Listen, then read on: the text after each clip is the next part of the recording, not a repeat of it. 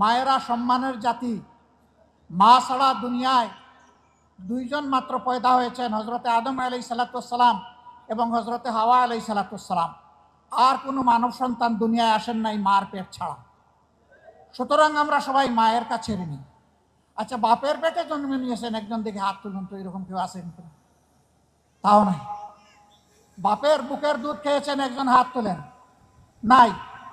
তাহলে এই দুই জায়গায় মারা অনন্যা, তাদের কোনো তুলনা নাই, তারা অতুলনীয়।